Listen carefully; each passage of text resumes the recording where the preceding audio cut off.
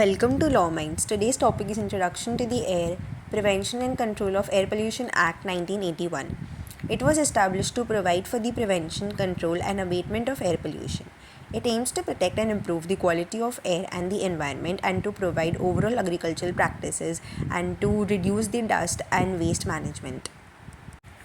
Key objectives of the Act includes environmental protection. The primary objective is to protect and improve the quality of the air by controlling and preventing air pollution. Second, public health. It focuses on safeguarding public health from the harmful effects of air pollution such as respiratory diseases, etc. And third includes regulatory framework. It establishes a regulatory framework for the control of emissions and air pollutants from industries and vehicles and many such other industries. Scope and applicability of the Act. First, industrial emissions. The Act applies to industrial activities and processes that generate air pollutants through emissions. Second, urban and rural areas. It covers both urban and rural areas to ensure comprehensive control and prevention of air pollution across all regimes. Compliance requirements. It outlines compliance standards for industries and specifies the parameters for ambient or quality control. Let's see the provisions for the prevention and control of air pollution. First, emission standards. Establishment emission standards for industries and ensures compliance with prescribed forms of air pollutants.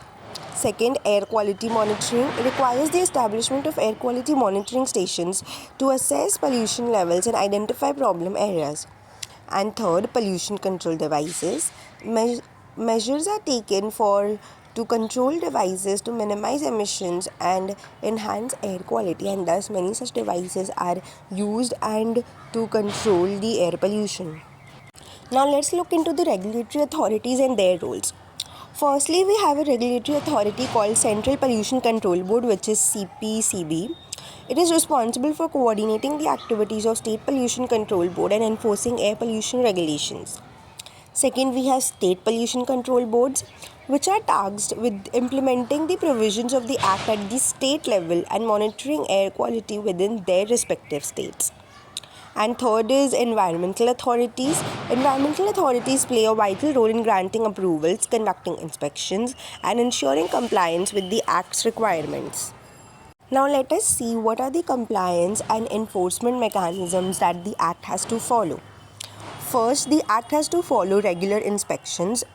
Regulatory authorities conduct routine inspections of industrial facilities to check for compliances, and everybody has to comply with those regular inspections.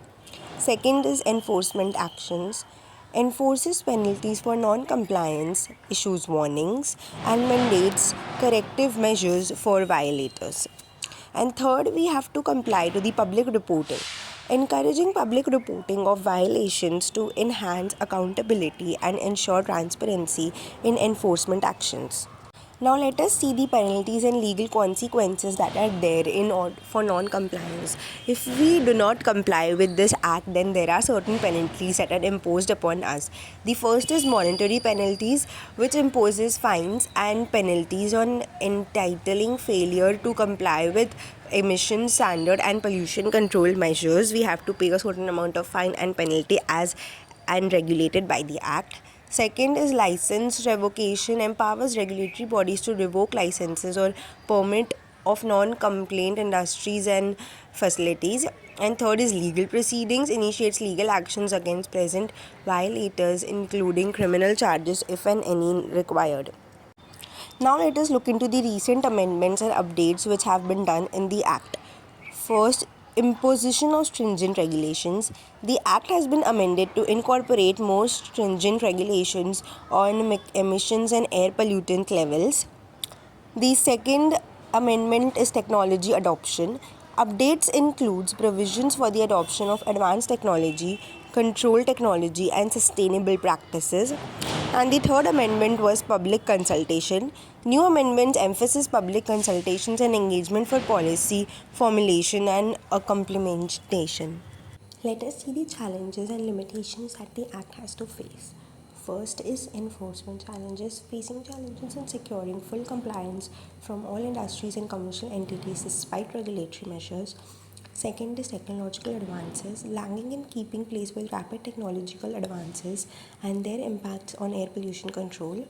And third is resource constraints, constraints on funding and resource affecting the adequate implementation and monitoring of the Act's provisions. Now let's conclude and see the future prospects. First is progress achieved. Despite challenges, the Act has contributed significantly to reducing air pollution levels and raising awareness. Second is sustainable strategies, emphasizing the need for continual development of sustainable strategies to combat air pollution. And third is global cooperation, highlights the importance of international cooperation and knowledge sharing to address air pollution on a global scale.